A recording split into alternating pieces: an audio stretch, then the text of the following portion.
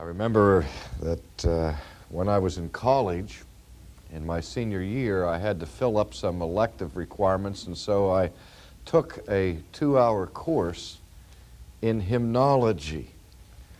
Hymnology is the study of hymns. And the professor in this course was not only a professor of music at the college, but he was also the organist at the college and was quite an accomplished virtuoso. And his passion was classical music, and he loved to tell us about the works of Handel and Bach and Mendelssohn. And by the same token, he had an utter disgust for most traditional evangelical hymnody. He was convinced that most of our famous evangelical songs were written first in saloons and were used later in roller skating rinks.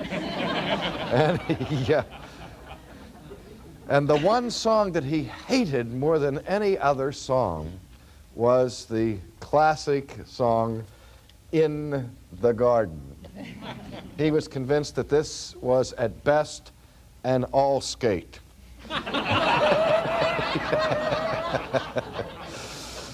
And so he used to rail against the maudlin lyrics of the song and of the simple melody and so on. Well, of course, he was so fussy about this, and he had a piano in his studio where the class met on the second floor of the conservatory. And I made it a point to memorize the song "In the Garden" on the piano. And so one day before he got to class, I positioned myself there at the piano, and I had a lookout, watch out the window, and to signal me when the professor approached. And as he started up the stairs to his classroom, I began to sing, or to play on the piano. He comes to the garden alone, or I come to, however that goes. And I was playing the song, and he had apoplexy. And his reaction was so great that we did it every day the whole semester. And since that time, I've thought a lot about that hymn and have had some laughs about the lyrics of it. I come to the garden alone when the dew is still on the roses and all of that. And then you get to the refrain where it says, "And he walks with me, and he talks with me, and that he tells me I am his own." And as I reflect on it now as an adult, I think that if I could have any experience that would satisfy my soul, it would be just once to have the opportunity to see Jesus in the flesh and to walk with him, to speak with him alone, and to have him say to me audibly, "R.C., you are mine. You belong to me." If I could hear our Lord say that to me, everything would be all right. Now, that may be very maudlin and very superficial and not have the crescendos of Mendelssohn or the arpeggios of Bach, but it speaks to the deepest desire that is in every Christian's heart, to have a real personal relationship with Christ. I think back to the New Testament days when Jesus died, and we have that glorious account of what happened on the day of resurrection when two of his disciples who had quit, they gave up, and they were going back home to Emmaus. And Jesus comes and falls in along with them in an incognito way. Somehow God prevented these disciples from recognizing Jesus immediately. And they're talking about all the things that had taken place. And Jesus innocently says, "What are these things that you're talking about?" And they're irritated, and they say, "You're the only person in Jerusalem who doesn't know what's happened." Jesus says, "No, tell me about it." And so he listens as he hears their despairing report about his death and the rumors of his resurrection. And then the New Testament says that Jesus began with Moses and all of the prophets and opened up the scriptures about himself to these two men. And then when they reached their destination in Emmaus, they sat down at table, and when Jesus broke bread, their eyes were opened, and they recognized him, and he vanished from their sight. And then one turned to the other and said, "Did not our hearts burn within us when he opened the scriptures to us on the road to Emmaus?" Every time I read that passage, I can relate to it because I feel that's what would happen to me, that my heart would feel like it was on fire, like it was going to explode right out of my chest if I had the opportunity to see him.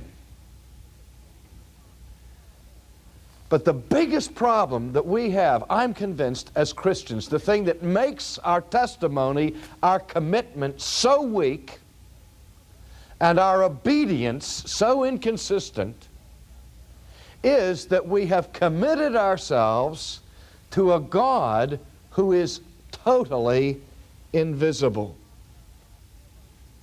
That's our problem. We live our Christian life feeling constantly the absence of God because we can't see him. Now, how do we deal with it? How do we deal with the fact that we are called to serve a God who does not seem to be present? We can't see him, we can't hear him, taste him, touch him, smell him. I remember the famous parable of the philosopher Anthony Flew, where he told the story of these two explorers who were in the deepest part of the rainforest in the interior of Africa, and they were hacking their way through the jungle with machetes, and suddenly in the midst of no man's land, 1,000 miles from any civilization, they found this garden with all of the plants in the garden arranged meticulously in perfectly symmetrical rows. And there were no weeds between the stalks of vegetables that were growing, perfectly cultivated and cleaned up. And the first explorer said, well, there must be a gardener here that's doing this, because you can't have this kind of order and this kind of harmony and symmetry without an intelligence taking care of the garden. He said, let's wait and see if we can meet the gardener. If the gardener comes back. Well, they waited a day and no gardener came, and the other explorer began to be antsy. He said, we've got to get on with our exploration. Let's move on. This gardener's not going to show up. And he said, well, maybe the gardener is invisible. Maybe he's coming in here and tending the garden and we just can't see him. And so they decided to rig a trap, and they spread wires all around the perimeter of the garden, and they attached bells to it. And that night, the bells didn't ring. And the explorer said, see, there's no invisible gardener here. And then the first explorer was assistant. He said, well, let's figure out a way to find out, maybe this gardener is not only invisible, but maybe he's immaterial. And because he's a spirit, he doesn't trip over wires or make the bells ring. And by this time, the second explorer was getting fed up with all of this. And he said, wait a minute, time out. He said, first you talked about a real live gardener. Next thing you're talking about an invisible gardener. Next thing you're talking about is a spiritually invisible gardener. He said, what's the difference between your spiritual invisible gardener and no gardener at all? And then the skeptical philosopher Flew said, that's where modern man finds himself, living in a world where God has died the death of 1,000 qualifications. So that for all practical purposes, there's no difference between an infinite, eternal, invisible spirit being and no God at all.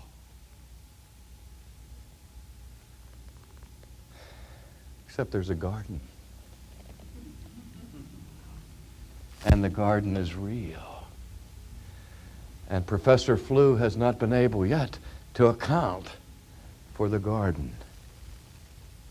But he certainly put his finger upon an aching dimension of the church and the church's life. See, we counter this business about the feeling of the absence of God and the fact that He is invisible by saying that God is an infinite spirit.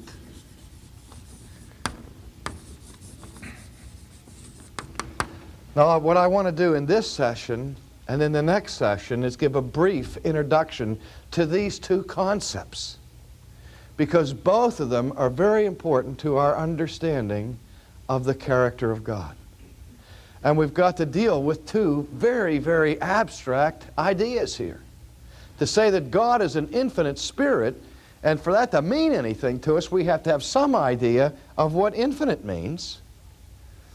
And that's hard enough. And then we have to deal with another problem, and that is, what is a spirit? Or what is a spiritual being? Well, I think one of the most difficult concepts that we can ever wrestle with is this concept of the infinite, or of infinity. I remember a math professor who was faced with this problem. He was trying to explain the idea of infinity to his students in the classroom. And the student said, please, professor, I can't understand what infinite means. And so the professor went to the blackboard, and he started on the left side of the blackboard with a piece of chalk, and he said, well, I'm going to show you what an infinite line looks like. And he started to draw across the blackboard, and he went clear to the end of the room, went across the wood, took the chalk, went out around the wall, over the door, across the windows, all the way back around the back and up to the other side of the room, and came back and joined the line back here. He said, that's what infinity is. A line that doesn't quit. Now, he could have just as easily done it like that and saved himself a trip around the room. But, where does that line start and where does it finish? And he was trying to give some idea of infinity, but actually, infinity as a word is a word that uses a way of describing things or defining things that we call the way of negation. That is, we say what something is or try to describe something by telling what it isn't. The word infinite simply means not finite. And that which is finite is that which has a definite size and can be measured. It had borders or boundaries to its existence, and we call it finite. But something that is infinite doesn't have any borders of certain types. Now, the professor complicates matters by saying, can we have more than one infinite line? Can we, John? Can you have two infinite lines? Sure, you could we start a line down here and make that one go on forever. And we can have, theoretically, an infinite number of infinite lines. So when we say that something is infinite in a line, it's infinite only in one dimension. But here's where the plot thickens, and we get to some really tough stuff. That when we're talking about God, we're talking about one who is an infinite being. One who is an infinite being. He's an infinite spiritual being, but still an infinite being. Now, are there any problems for your mind when you think about God as an infinite being? What God in His infinite being means is that there's no place where God's being isn't present. That's good news, isn't it? Yea, though I walk through the valley of the shadow of death, I will fear no evil. Why? For thou art with me, Jesus says. Lo, I am with you always, even to the end of the age. How could Jesus be with us always when He's gone? He's ascended into heaven. How can God be present at more than one place at the same time? Finite beings can't be. But God can be present in Philadelphia and Chicago at the same time because He is infinite in His being. Now we take it the next step and we say that an infinite being's being is everywhere. It fills all space. There is no place where it isn't. Now are you feeling any possible problems? If God is everywhere and His being is infinite and permeates all things and fills all things, and there is no nook or cranny anywhere in the universe where God is absent. Again, the good news there is there's nowhere that I can go where I'm going to leave the presence of God. He is with me always. One thing that drives me crazy in modern evangelical Christianity, I listen to the television preachers and they tell us about name it and claim it. God always wills happiness, He always wills this, He always wills that, and God will never ask you to suffer. That's superstition. That's a nonsense. That's not the truth. That's not the gospel. The gospel I read says in the world you're going to have suffering. The promise of God is not that you won't suffer. The promise of God is that when you suffer, He will be there. That's our consolation. That God, in His infinite being, can be with us wherever we are. Now, again, do you think of the philosophical problem?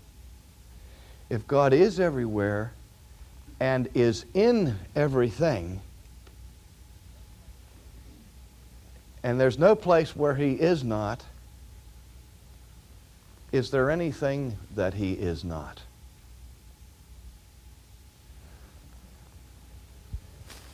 How do we avoid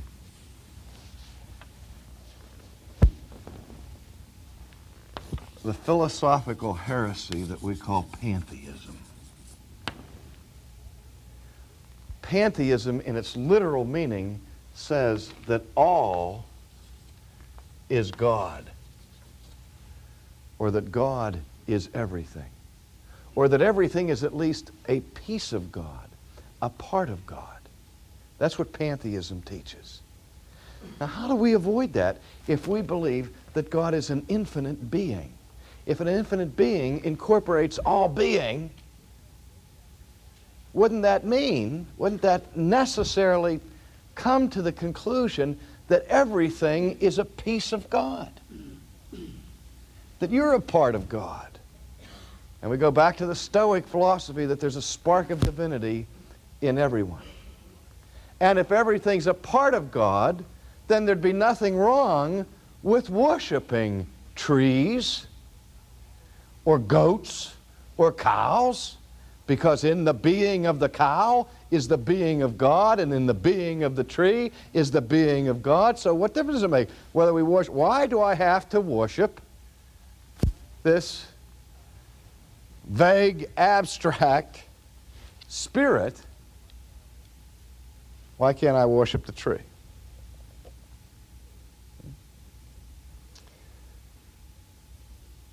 Did you ever think about it? Let me tell you a little secret. It drives me crazy. Second thing drives me crazy. It's a short trip. But you get out most of your volumes of systematic theology, and you look up the attributes of God. And they'll list the attributes of God in these big, thick volumes of theology, and they'll talk about God's infinity and all, and omnipresence and immutability and so on. And they'll give you a page or two on each one.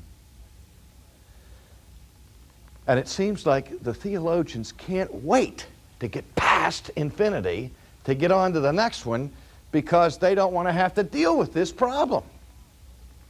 This problem is extremely weighty. It's extremely difficult. Again, if God is an infinite being, how could there be anything else besides God? If we can distinguish R.C. Sproul from God, and that there's a sense in which R.C. Sproul is not God, then somehow, somewhere, the being of God has to stop and the being of R.C. Sproul has to start. Do you see that? If we're going to be able to differentiate between that tree and God, then there's got to be a limit to the being of God. And if there is a limit to the being of God, then is he really an infinite being? Well, I think to work that through, we have to go back and understand that business about you can have two infinite lines. Why can you have two infinite lines, John? Why not? Could you have two infinite beings?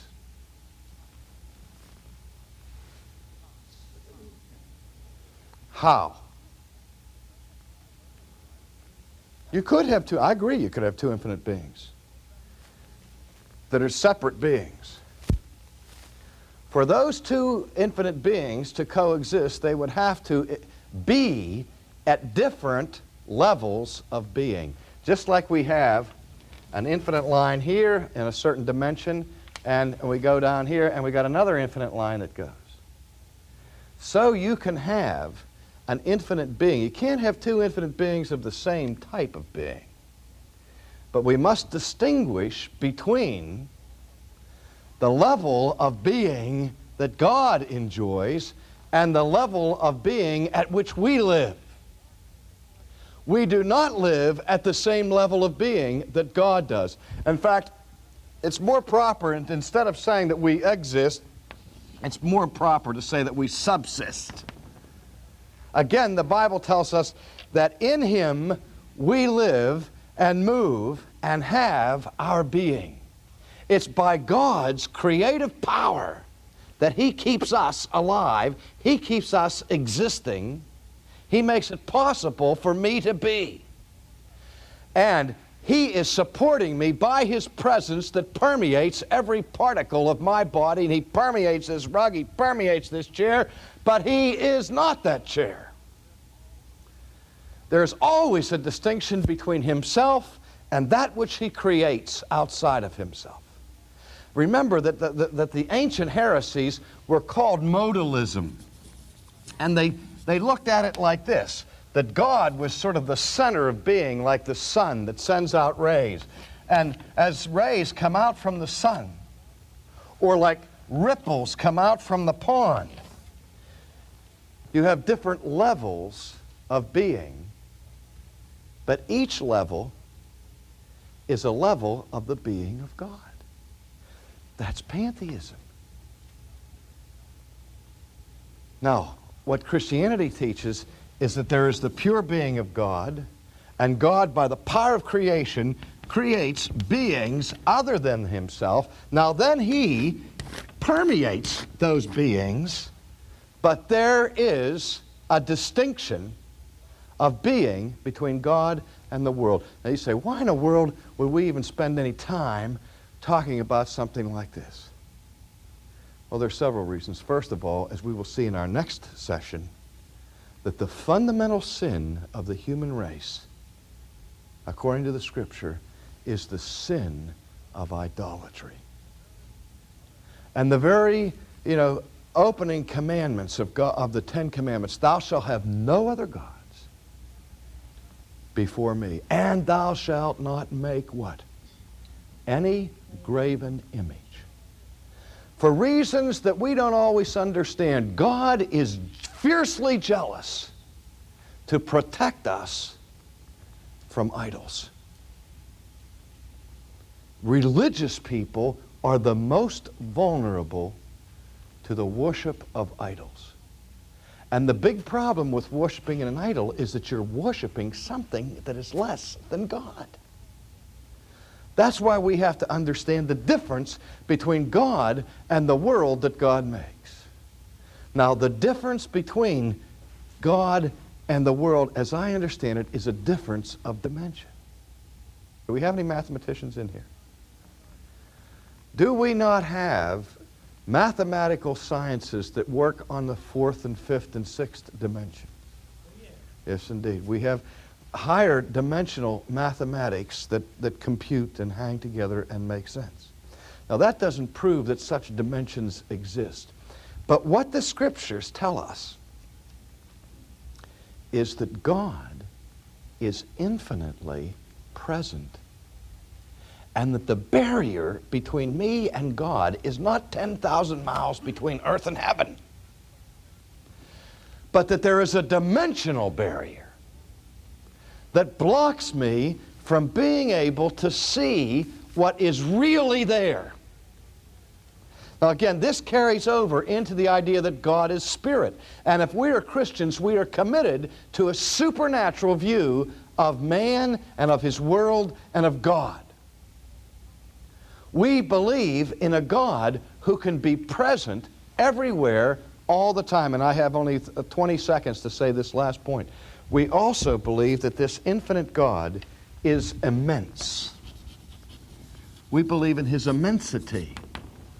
Now, when we use that word in English and we say that something is immense, what do we mean, Bill? Large, great, big, or something really big. But that's not what is meant by the term immensity when we apply it to God. When we talk about God's immensity, we mean this, very briefly, that wherever God is, he is present in his fullness.